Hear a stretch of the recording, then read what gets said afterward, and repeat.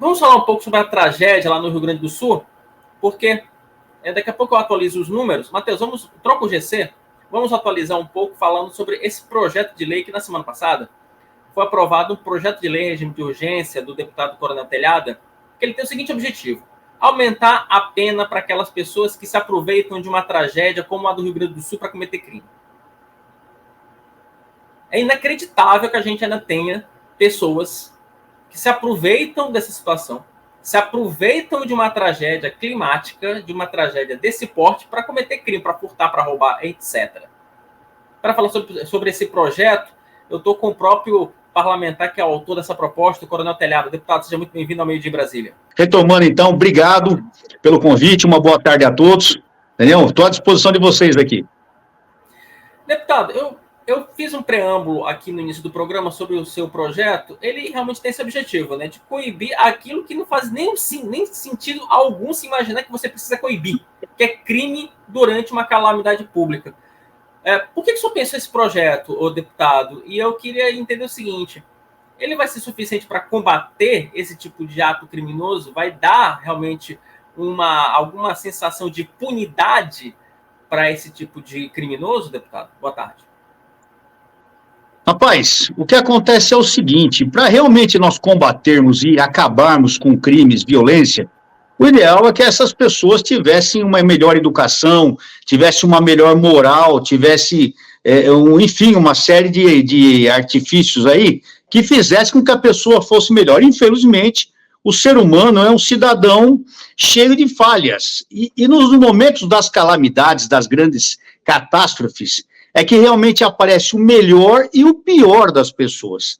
O ano passado, em São Paulo, lá na região de São Sebastião, no litoral paulista, nós tivemos um acidente natural de grande magnitude, onde desbarrancaram os morros. Muitas pessoas, dezenas de pessoas morreram soterradas, casas abandonadas. E na época nós tivemos o mesmo problema. O que é isso?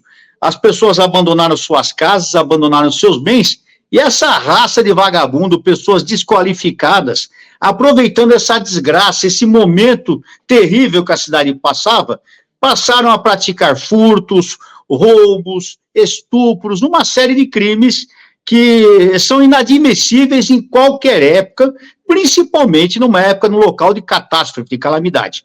E na época nós já fizemos esse projeto 651, propondo o aumento de penas em vários crimes. Pois bem, o relator José Medeiros, um outro deputado meu amigo, fez uma relatoria do meu projeto e propôs não só aumentar, mas como dobrar todas as penas de crimes cometidos em locais de calamidade, o que eu acho muito próprio.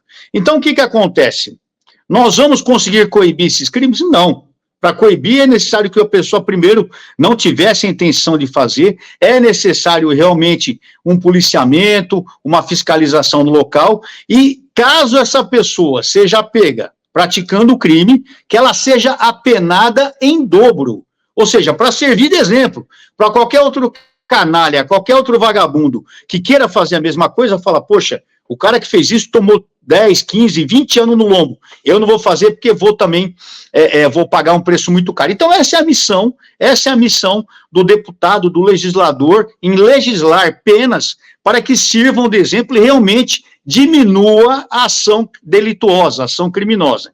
Então a nossa pretensão, a nossa intenção e o nosso desejo que sim, realmente esse projeto de lei sendo aprovado na Câmara e sancionado pelo presidente, ele se torna um instrumento para diminuição ou até a extinção de crimes em locais de catástrofes.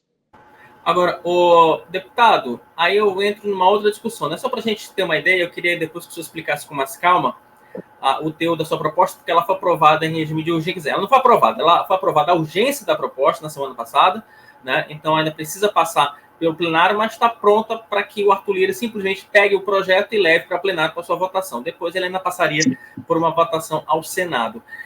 Fundamentalmente, o que o projeto peça? Dá para a gente dar um exemplo prático, por exemplo, no caso, se o camarada for pego em flagrante cometendo um crime de furto, né? Ele vai ter ele teria uma pena normal de quanto tempo e passaria para quanto tempo, por exemplo? Só para a gente ter dar uma dimensão exata para o cidadão. se o projeto for aprovado da maneira que o relator apresentou, eu não lembro agora de cabeça exatamente, mas vamos supor que uma pena de furto, numa situação de um furto qualificado, que é o mais grave, ele fosse de 3, 4, 5 anos, eu não sei exatamente, eu não lembro de cabeça. Mas se praticado em local de calamidade, em local de catástrofe, essa pena dobraria para 8, 9 anos, conforme a proposta do nosso projeto. Ou seja, para deixar bem claro que o crime de furto, o crime de roubo, o crime de estupro, qualquer outro crime, já é uma coisa que a gente não, é inaceitável. Agora, como você mesmo disse no começo, a pessoa que faz isso num local de catástrofe, mas as pessoas já estão totalmente impotentes, totalmente violentadas, totalmente prejudicadas, a pessoa ainda é obrigada a ser vítima de um criminoso. Então, que esse criminoso pague em dobro aquela pena, para que justamente desestimule isso. Então, por exemplo, as pessoas saíram de casa e deixaram lá no segundo andar, porque quem estava no primeiro andar perdeu tudo. Mas vamos supor que numa casa de 2 andares, num sobrado, na parte de cima tenha ficado televisão, tenha ficado joia, tenha ficado roupa de cama, seja o que for. Aí o canalha, o bandido, entra nessa casa e simplesmente furta aquele equipamento. Lembrando que furto é sem ameaça ou sem violência. Porque se tiver alguém na casa, ele ameaçar ou apontar uma arma ou praticar uma violência contra essa pessoa, já não é mais furto, é roubo. A pena de roubo hoje é mais pesada. Se não me engano, são 8 anos. Passaria para 16, ou seja, sempre dobrando. Então, a pena, quando ela é praticada, ela é aplicada num criminoso, é para que esse criminoso entenda que ele fez uma coisa errada, se corrija durante o tempo da aplicação da pena e, principalmente, para que esse indivíduo sirva de exemplo para outros indivíduos não praticarem a mesma coisa. Porque se nós temos uma pena forte, uma cadeia exigente, alguém que faça... Não, hoje está tudo muito brando no Brasil, né? Mas eu entendo que se o cara é condenado a 10, 15, 16, 20 anos, ele deveria puxar os 20, 10, 15 anos. Aqui no Brasil não, o cara puxa 2, 3 anos, colocou um sexto em liberdade, enfim, tem uma série de benesses. Mas lá no Congresso, não só eu, mas inúmeros outros deputados, nós estamos procurando endurecer o Código Penal no sentido de minimizar os crimes. Porque o bandido hoje, ele não tem mais medo da lei. A lei, ela está tão branda e o bandido tem tantas liberdades, tantas regalias, que ele não se importa mais de ser preso. O exemplo foi essa lei terminando a saidinha temporária, que tem que derrubar o veto. Outra coisa que nós estamos numa briga aí, porque infelizmente, o governo atual brasileiro, o governo federal, ele incentiva o crime, ele não ajuda a polícia. Ele incentiva que os crimes aconteçam e até valoriza criminosos. Então, nós estamos batalhando isso aí. Não, é algo que, inclusive, a gente vai abordar aqui no programa nas próximas edições, nessa questão do veto da saidinha de preso. Agora, deputado, só lhe fazer uma provocação, né?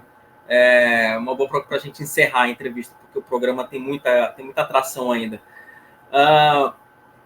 Essa lei também podia valer para crime de corrupção ativa e passiva, né? Crime de colarinho branco, né? Porque o que vai ter de gestor... Então, mas vale. O que vai ter de gestor querendo aproveitar essa tragédia para botar a mão no bolso do cidadão brasileiro não está escrito, não é?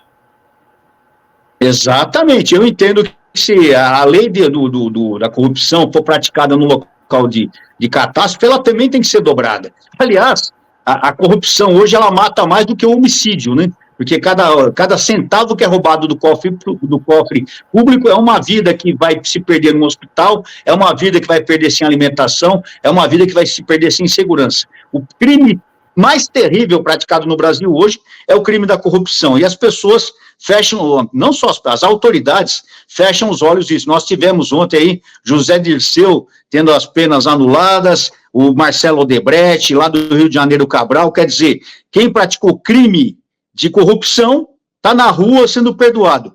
Quem praticou um crime de opinião, que nem existe esse crime, mas porque deu seu entendimento, falou alguma coisa e o governo não concordou, está preso. Essa ditadura que o Brasil tem passado é um momento vergonhoso para a nossa história. No futuro, quando contarem essa parte da história, vai ser com muita vergonha com o Brasil, porque o Brasil está se dobrando à corrupção e há pessoas que não nos representam e que estão praticando inúmeras irregularidades jurídicas. Mas nós estamos trabalhando, vamos acompanhar, vamos batalhar para botar esse Brasil nos eixos e fazer com que essas pessoas paguem, que vão para a cadeia e paguem as penas que serão condenados por praticarem corrupção e essas injustiças que têm acontecido no Brasil ultimamente. Podem ter certeza que estamos trabalhando para isso e, se Deus quiser, mesmo que demore, nós não vamos desistir. Nós continuaremos batendo nessa tecla, porque lugar de bandido é na cadeia, principalmente lugar de corrupto, que infelizmente